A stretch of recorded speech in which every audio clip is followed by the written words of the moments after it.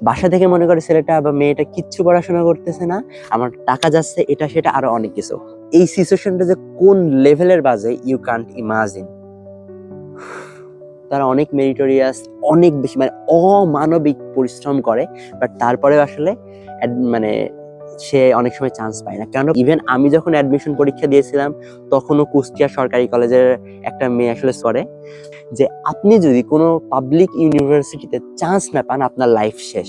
একটা এক্সাম বা কয়েকটা এক্সাম আপনার লাইফের যে ডেস্টিনেশন সেটা কখনো আসলে নির্ধারণ করতে পারে না। রিসেন্টলি আমি কিছু অ্যাডমিশন পরীক্ষার্থীদের থেকে ভয়াবহ লেভেলের টেক্সট পেয়েছি, এবং সেই কারণে মনে হলো আজকের ভিডিওটা আমার বানানো প্রয়োজন। কেননা আজকের ভিডিওতে আমি এমন সব বিষয় তুলে ধরবো যেটা কেউ আপনাকে কখনো বলে না। আসলে অ্যাডমিশন টাইমে শিক্ষার্থীদের অবস্থা কেমন হয়ে থাকে, তারা কোন পরিস্থিতির মধ্য দিয়ে আসলে অতিবাহিত হয়, এবং আরো অনেক ব্যাপার যেটা আপনাকে আগে কেউ কখনো বলেনি। সো আপনাদেরকে আসলে রিকোয়েস্ট করবো, যদি আপনার পরিচিত কোনো অ্যাডমিশন ক্যান্ডিডেট থাকে তাদেরকে ভিডিওতে মেনশন দিতে, এবং আপনি যদি কোনো অ্যাডমিশন ক্যান্ডিডেটের অভিভাবক হয়ে থাকেন অবশ্যই ব্যাপারগুলো তুলে ধরবেন, এবং আমার বেশ কিছু বিষয় আসলে অজানা আছে সেগুলো আপনারা কমেন্টে জানিয়ে দিতে পারেন। So let's get started. Video শুরুতেই প্রথমে আপনাদেরকে কিছু টেক্সট পড়ে শোনাবো। লাইক, আমার ইচ্ছা করতেছে সব ছেড়ে দিয়ে যদি মায়ের কাছে চলে যেতে পারতাম, বা টাকা কয়টা যদি বাবার হাতে দিয়ে বলতে পারতাম যে তোমার কষ্টের টাকা আমি নষ্ট করতে চাই না। এটা একটা।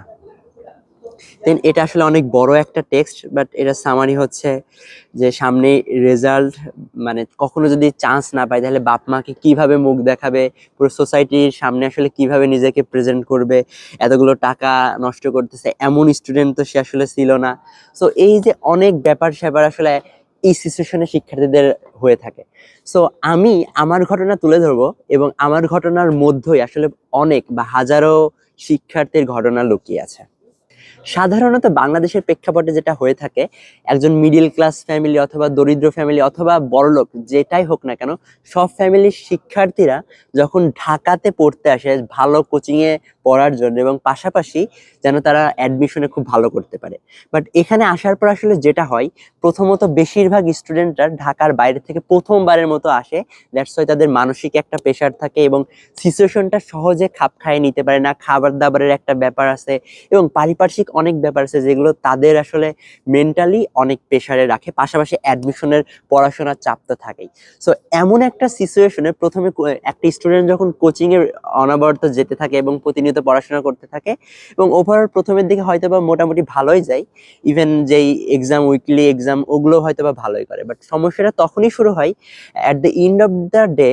আপনার আসলে অ্যাডমিশন টাইমে অনেক ঘন্টা পড়ার প্রয়োজন হয়। বিশেষ করে কোচিং থেকে যে শিটগুলো প্রোভাইড করে ওগুলো খুব যদি ভালো মতো করে আপনি শেষ করতে চান, প্রায় 7-8 ঘন্টা বা 10 ঘন্টার মতো পড়াশোনা করার প্রয়োজন হয়, এবং অনেক সময় ওইটা যখন আপনি রিভাইজ করবেন সেটা তো আরো বেশি সময় প্রয়োজন হবে। এখন এরপরে যেটা ঘটে, আপনি এত পড়ার পরে পরবর্তীতে যখন কোচিং এ যান, এক্সাম দেন, প্রথমের দিকে হয়তো বা উইকলি এক্সামগুলোতে ভালো করতেছেন, then at the end of the month যখন আপনাকে 2-3টা শীটের পরীক্ষা একবারে নেওয়া হচ্ছে, জেনারেলি যেটা ঘটে, ফর এক্সাম্পল জিকে একটা পরীক্ষা হবে, 100 মার্কের পরীক্ষা, এবং আপনাকে বলা হলো যে 2-3টা শীট থেকে আসলে এক্সাম হবে। দেন আপনি পরীক্ষায় অ্যাটেন্ড করলেন, এবং যখন রেজাল্টটা পাবলিশ হয় তখন আসলে আসল খেলাটা জমে যায়। কেননা আপনার রেজাল্টের যে আউটপুট সেটার এসএমএস আপনার কাছেও আসে, এবং আপনার পরিবারের যে অভিভাবক আছে তার কাছেও যায়। এবং আপনি দেখেন যে আপনি ফর এক্সাম্পল জিকে এক্সামে 100-র মধ্যে 60-65 পেয়েছেন, এবং হাইস্ট নাম্বার 99 পয়েন্ট সামথিং, অথবা 99 বা 98 পয়েন্ট সামথিং, 90-এর ঘরে।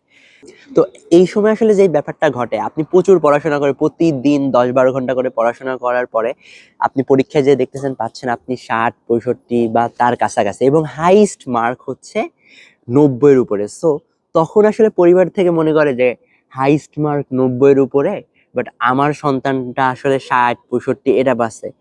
সো ও আসলে ঢাকাতে যে পড়াশোনা করতেছে না, এদিকে মানে হয়তো বা নতুন নতুন কোনো জায়গায় যাচ্ছে, চিল করতেছে, এটা করতেছে, সেটা করতেছে। বাট আপনি বুঝতেছেন যে আপনি আসলে আপনার সর্বোচ্চ চেষ্টা করতেছেন, বাট ওই আউটপুটটা যখন যাচ্ছে তখন আসলে সেটা প্রপারলি হচ্ছে না।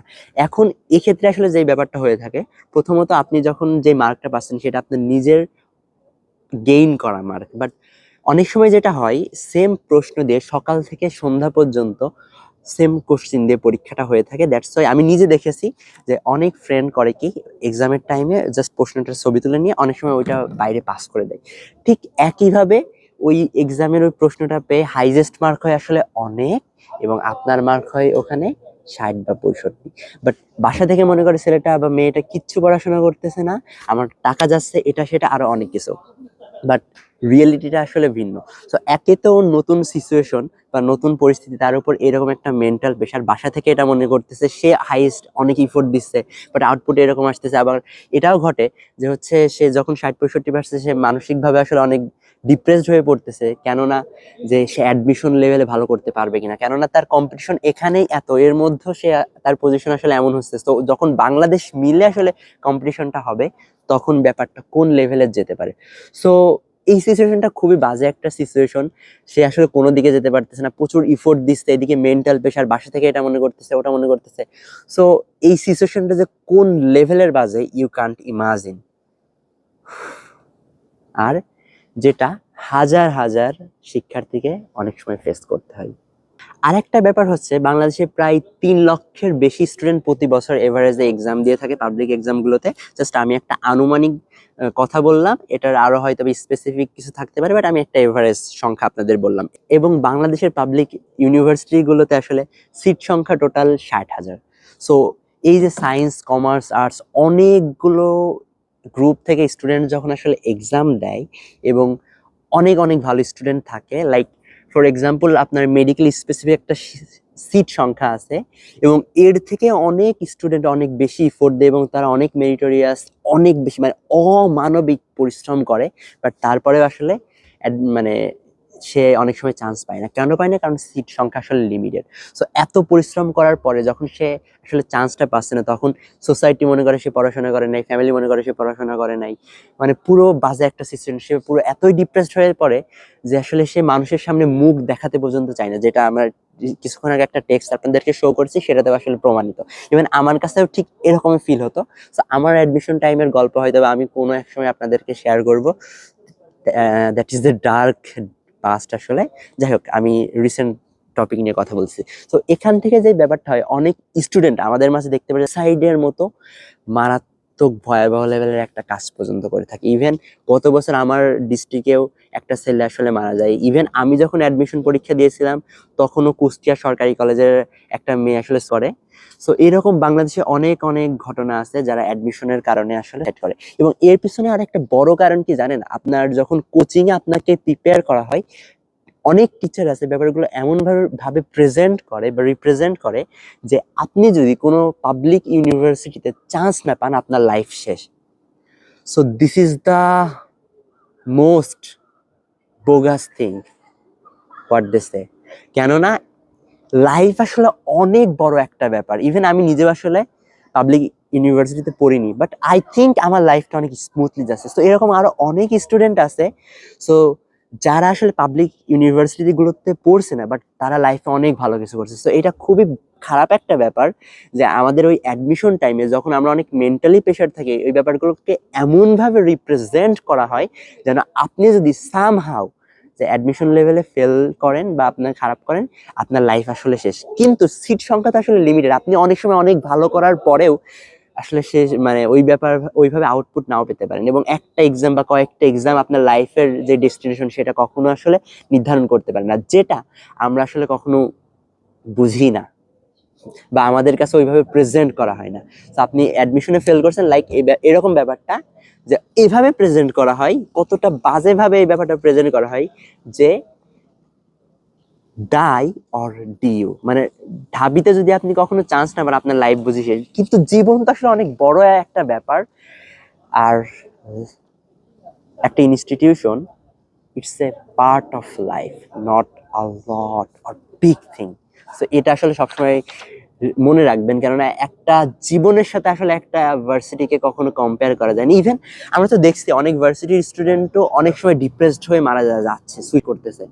সো সো এটা আসলে ওই রকম না। তাই যে সকল অভিভাবকরা এই ভিডিওটা আজকে দেখছেন, তাদের কাছে আমি খুব জোরালোভাবে রিকোয়েস্ট করতে চাই যে আপনারা এই এই সিচুয়েশনে আসলে শিক্ষার্থীদের পাশে সবসময় থাকবেন, কারণ এটা খুবই বাজে একটা সিচুয়েশন। অধিকাংশ স্টুডেন্ট এই ব্যাপারগুলোর কারণে আসলে তাদের যে আত্মহত্যা করার প্রবণতা অনেক সময় বেড়ে যায়। অনেক সময় চিন্তা ভাবনা করে, অনেকেই করতে পারে, অনেকে করতে পারে না, বা অনেকে করেও ফেলে। বাট সিচুয়েশনটা খুবই ভয়াবহ। এই সিচুয়েশনে আসলে তাদের পাশে থাকাটা বেশি প্রয়োজন।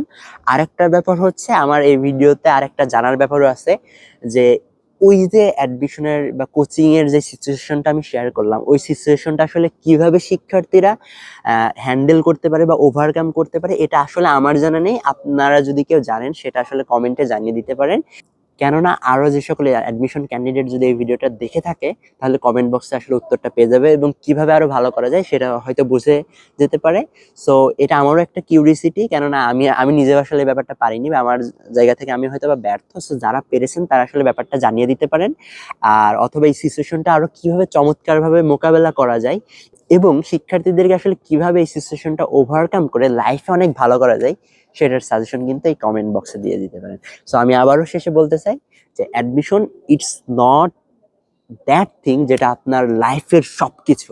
তো এটা সবসময় মনে রাখবেন। Yes, it is true that আপনি যদি কোনো পাবলিক ইউনিভার্সিটি বা কোনো ভার্সিটিতে পড়েন, তাহলে আপনার অনেক অপরচুনিটি ক্রিয়েট হবে, বাট এটা মানে এই নয় যে আপনার কখনো যদি এটা ফেল করেন আপনার লাইফের সব শেষ।